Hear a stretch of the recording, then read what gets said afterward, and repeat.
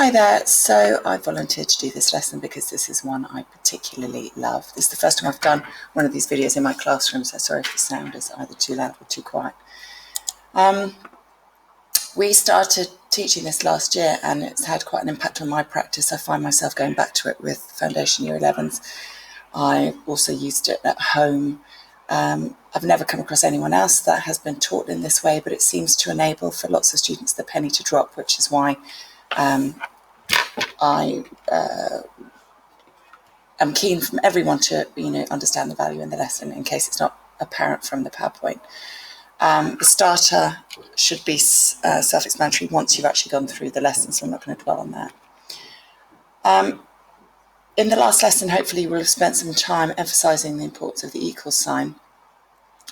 Means exactly the same as, and this lesson reinforces the point that you can do whatever you like to an equation as long as you do exactly the same to the whole of the left-hand side as the whole of the right-hand side, and it explains very clearly why that is and what effect comes from not changing the left-hand side the same as the right-hand side. Okay, so we start by building an equation so you know the value of x. If we multiply both sides by 2, has the value of x changed? So the students in the room are able to see very clearly that x must still be 5. I haven't changed the value of x. If I add 4 to both sides, again ask, have I changed the value of x? They're able in this way to understand that the value of x still has to be 5 because they've come with you in the process. Or you can substitute if you feel you're looking at any lost faces.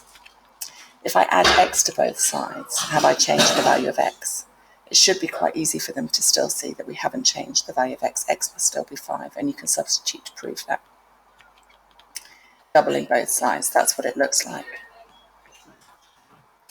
Okay, again,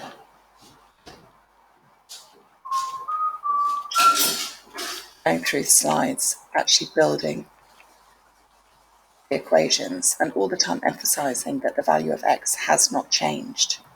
We've just made the equation more elaborate, but you could add 1,000 to each side. As long as you did add 1,000 to each side, it wouldn't change the value of x.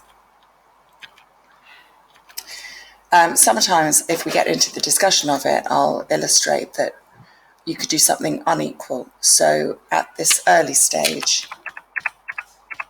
I'd say, what if I just took 5 from the left-hand side?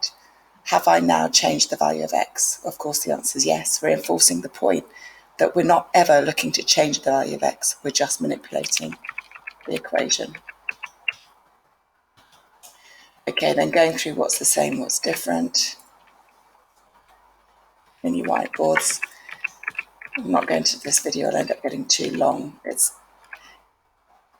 for me, the lesson explains absolutely perfectly that in all of what we do in solving, the aim of solving is to get to the point where x equals a number.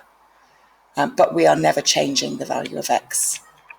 And that's for me the key learning point in this lesson. Let's go through the mini whiteboards. Then the task, they have to understand what's happening to their equation without actually solving. They've just got to identify the changes. And there they can put in what's happening. So in question 1, they're doubling both sides and so on. Okay, so the tasks are really nice. Make sure they're really careful the way they lay things out. They can create their own worksheets. And then the plenary, what's happened to both sides of the equation. Okay, I hope that's clear.